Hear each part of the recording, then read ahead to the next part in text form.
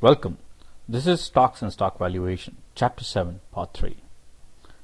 Following are the learning outcomes from this part. After having gone through the basic characteristics of stocks, how to read stock price and valuation information from famous websites such as Yahoo Finance, identification of primary and secondary markets of stocks, and computation of values of stocks from dividends using the PV function or just a simple formula in which we use discount factors. We will now go on to compute the value of stocks using dividends that are not constant anymore. So variable dividends either grow at a constant rate or grow non-constantly. Well, the basic concept is the same. We just have to we cannot use the annuity formula anymore. We have to take discounted cash flows, which is why the second part, the formula part, becomes so important.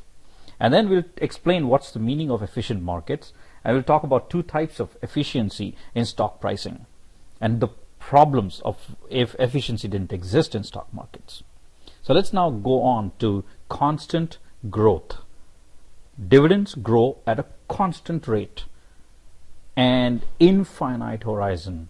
So dividends will grow at a constant rate. They will grow. They're not constant. Dividends are growing, but at a constant rate and over infinite periods of time. This model that we're going to develop is called the Gordon's model. So let me just quickly explain the theoretical concept. So let's assume the price today of the stock is P0. The stock dividends are growing at the rate G, growth, G. And then the expected rate of return, the denominator discount rate, is R.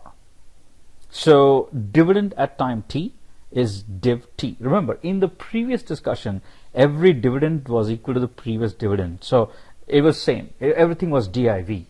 But now the DIV has to be subscripted because dividend at time T is different from dividend at time T minus 1, which is different from dividend of time T plus 1. So we have to differentiate it by using a subscript T.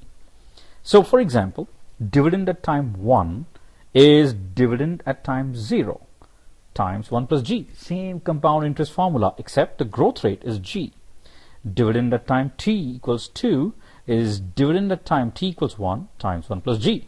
But wait, dividend at time T equals 1 was dividend at time T equals 0 times 1 plus G. So we'll substitute this guy instead of the div 1. So we have div 0, 1 plus G, and another 1 plus G. So the best thing that we need to remember here is div 2 is div 0, 1 plus G, power of 2. Div 2, power 2. Similarly, if I have div 3, it'll be div 0, 1 plus G, power of 3. Div k, power of k. Div t, power of t. So div t is div 0, 1 plus G, power of t. Now, having known this concept, so we have essentially D0 that was paid yesterday, and then D1, D2, D3, D4, D5 being paid out that are growing constantly over infinite periods.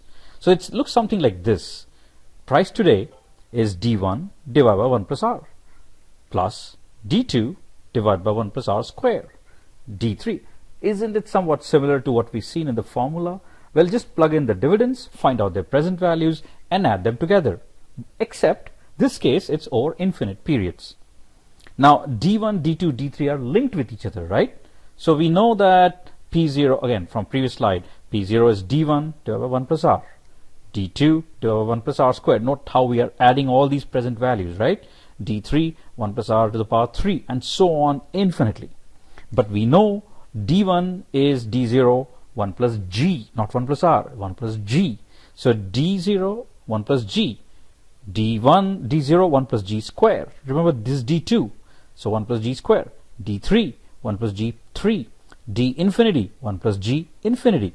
And similarly, the 1 plus R in the denominator, here the power is 1, here the power is 2, here the power is 3, here the power will be infinity. Again, we don't need to know the exact nuts and bolts, but it's important for an academic purpose.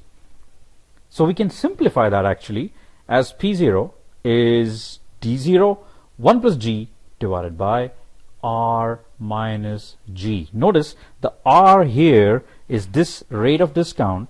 The G here is the growth of dividends. Okay, so we can simplify this further. So D0, 1 plus G to the power 1 is actually D1. So P0, price today, is D1. What we are going to pay out as dividends at the end of 1 year divided by R minus G. Now let's take an example. The example here is MKZ Airlines just paid an annual dividend of 2.11 yesterday, so it's gone. D0 was 2.11. Now, using this concept, its dividends are going to grow at a rate of 7.55%, and the discount rate in the denominator is 12.5%. So what is the price today? Well, if we use the formula, it looks pretty complicated, right? This is D0 times 1 plus G divided by R minus G, and that's what we get. So we'll do this in Excel. But we can also do it by laying out the cash flows and then discounting them the way we have seen so far. So let's do that in Excel now. So first step is to take out time. This is T equals 0. This is D0, 2.11. And we don't need the present value because it's sunk. But from tomorrow onwards, at the end of the first period, now here's the interesting part. So D0 times parenthesis 1 plus growth. I've already inputted the growth here. Growth is 7.55%. So $B, $1. I'm going to fix that. To the power of, no, we don't need to the power because it's always going to be the previous dividend times 1 plus G. Okay, so it's grown. Now let's do this for 100 periods. Let's find out the present value as well. So equals D1 divided by parenthesis 1 plus, what is the rate of discount? It's given here as 12%, and we're going to fix it. So $D, $1 to the power of 1.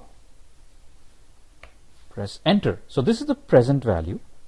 This is the dividend, actual value of dividend. Remember, the next dividend is always the previous dividend times 1 plus growth rate. And so what we're going to do is replicate it over 100 periods. So Control C, that is copy, Control G, and go to cell A103. Enter.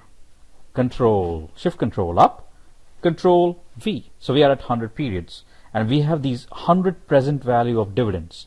What is the price if we only receive 100 present values, 100 dividends? Well, we can just add it up. So what I'm going to do is 1030. I'm going to add, because the next few cells are going to be blank anyway.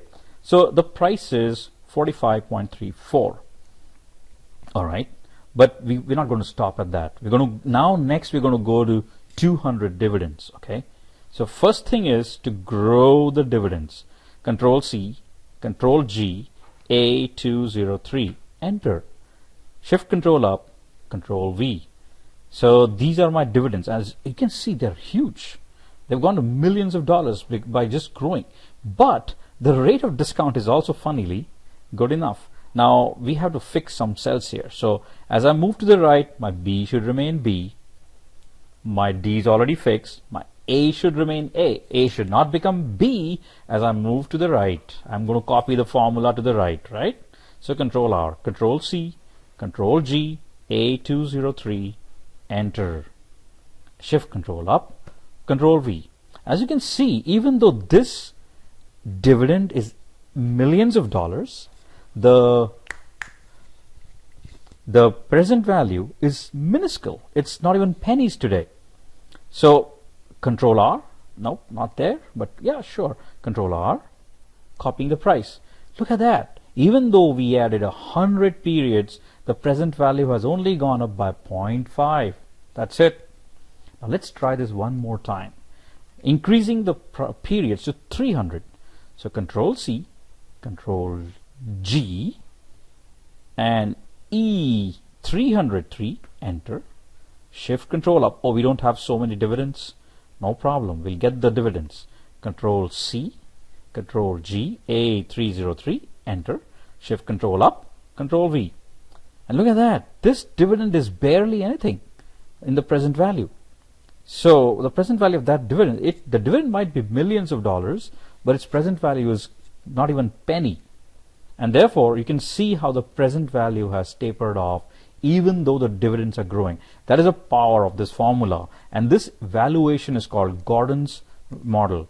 So equals D1, that's a D1, right, divided by R, the rate of discount, minus the dividend growth rate, G. You'll see the value is going to be magically equal to 45.84. There you go. So this is the Gordon's formula, Gordon's model formula. And this is our standard style, which we have been adhering to all along in corporate finance. So finding out the present value of each cash flow and adding the present value of each cash flow to a certain value. Then notice how we realize that even though we're adding more and more cash flows, the present value is not growing anymore, because telescopically the distant cash flows have no meaning today. That's the idea of Gordon's growth formula. Now, if we move on to a more general example of non-constant dividends, we're not going to be much affected anymore, because even though nothing is set, every future dividend can be taken and discounted and then found the present value. So here is an example. XYZ company is a startup firm that plans to pay 0.25 at the end of the year, this year, and then increase the dividend to 0.5, 1.5, and then 3. Wow. So the dividends after that, after $3, will grow at the rate of 5%, and R is 13%. So we have a setup that looks like this. So we have the first dividend of 0.25, second dividend of 0.5, the third dividend of 1.5, the fourth dividend of 3, and then there are infinite dividends that are growing at the rate of 5%. So essentially, the first step will be to find out that discounted cash flow for that fourth dividend. So 3 times 1.05. So let's lay out the cash flows first. So it looks like this: 0.25, 0.5. Let's go back and see what's happening. 1.5. Then 3, and then here onwards it becomes this times parenthesis 1 plus, let's put a G here, we'll put it here, and then fix the cell. So $J, $1. Okay, and so $J, $1 is essentially 5%. The growth is 5% right here. That's 5%, and R is 13%. So 5% is G, and R is 13%. Okay, so let's just lay out the cash flows. So Control D, as you can see, it's growing. So but we know we don't need to grow it. So this is our D1. We can actually put a P0 here, equals D1 divided by R minus G. That's our converged price. So the present value, not the present value, the value 1 period prior to the dividend starting to grow. So this is an infinite series of dividends, right? To grow, that value would be 39.375. So net to net, the cash flow is this: 0.25, 0.5, 1.5, and this plus this. So that's it. We just need to find out the present value of these cash flows to find out the price today. This divided by parenthesis 1 plus 13%, so $L, $1 to the power of, let's put the numbers here. Okay, so 1, 2, 3, and 4. That's it. We just need 4 periods because we use this formula here, Gordon's model formula, right there in the yellow cell. This is where we use Gordon's formula. All right. And so we then found out the total cash flows equals this. No, that's Control D, correct? So Control D, and Control D, and the sum of these is the stock price today, 27.64. Essentially, it can also be done. Let me insert a column here.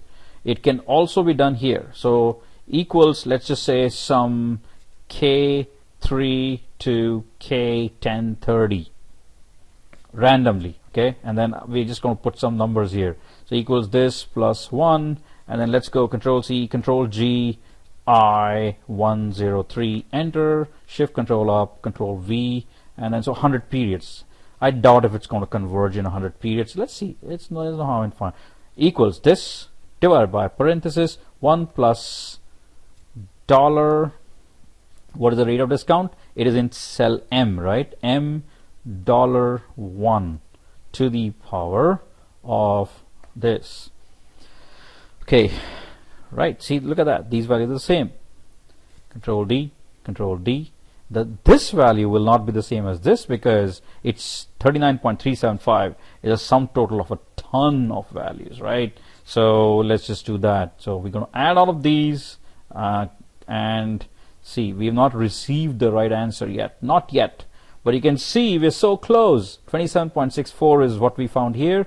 27.622. So can we expand it to 200 periods? Sure we can. Control C, Control G, I203. Hold on. Control C. Shift Control up, Control V. Yep, we think we have a convergence here. See that? This blue cell with this blue cell. So bottom line is this. This particular formula will give us the present value of any cash flow stream. This is the constant in corporate finance. Moving on. So that's how we got 39.375. Wait, so yes, 39.375 is a yellow cell, right? And then we add it to the other present value of 24.75 to get 27.64. The blue cell is this. Yellow cell is this. Yellow cell is this. Blue cell is this. So the price today is 27.64. Now, the way you can estimate G, again, this is just formula discussion now. If you know two dividends and know that the growth rate is constant, so dividend T divided by dividend T minus P periods ago, to the power 1 by P minus 1 is G. So compounding formula. So that's how you can find out G, the growth rate based on two dividends. In a nutshell, it's just dividend 2 divided by dividend 1 minus 1 is G. For two consecutive periods, P is 1, right? So dividend 2 divided by dividend 1 to the power 1 minus 1 is G. Now, we can also find out the R if everything else is given. So R is D1 divided by P0, or D0, 1 plus G divided by P0 plus G. So there's a little error that needs to be fixed here. D1 divided by P plus G. That should be fixed. So R is D1 divided by P0 plus G, or D0, 1 plus G divided by P0 plus G. Now this can be used to find out the rate of return and compare different companies. The problems with this estimation of R is, first, R can be wildly different because dividends of companies, dividend payouts of companies are very different. And we cannot find R or G if there is no dividend. Like companies like software companies, tech companies don't pay dividends sometimes because they're growing so fast. And third is, we cannot find R or G if dividends were suspended if companies are not doing well. So there's a problem on one hand when the companies are doing too well and when the companies are not doing well. Now there's another type of stock called preferred stock, which guarantees the dividends for stockholders. Preferred stock is a class of stock that has a preferential claim to companies' profits.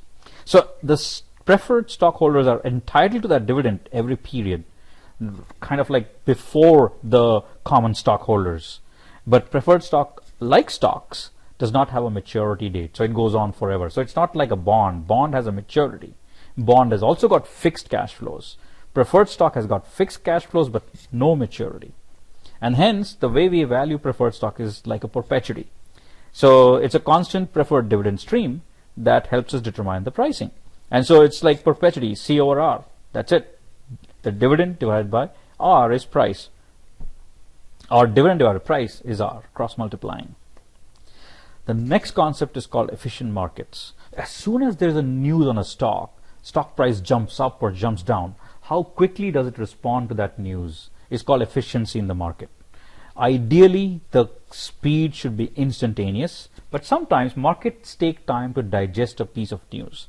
And so there are two forms of efficiency, operational and information. As more and more information becomes available, the stock price starts adjusting more and more. And operational is how quickly can investors trade. So operational efficiency is the speed and accuracy in response to a particular news item as the stock price snaps to a particular value in response. For example, if there's a good news of a purchase of 500 Boeing aircraft, the immediate reaction should be the stock price should jump. But how quickly does that jump? Whether the shares are available from sellers to buyers. And so all that is considered to be a part of operational efficiency. But then more news comes in about these 500 aircrafts. Well, these aircrafts are not going to be delivered over 1 year, but over the next 15 years. Then an investor says, oh, so it's right, the further cash flows have a lower effect on present value today. So the stock will then adjust. It will start to sell off a little bit. That is called informational efficiency. So how quickly the original source gives complete information to the overall market. To conclude, we know that common stock is a financial asset which signifies residual ownership of a company. More shares we hold, the more ownership of that company we have. Stock price can be calculated. Bottom line is this: the cash flow divided by 1 plus R to the power T. So discounting, that's called discounting of future dividends. Preferred stock has a fixed dividend, no maturity, but it's still considered like a stock, not perfect residual ownership. That's why it's called hybrid stock. Markets exhibit two types of efficiencies: operational and informational. And that's chapter 7, part 3. Thank you for listening.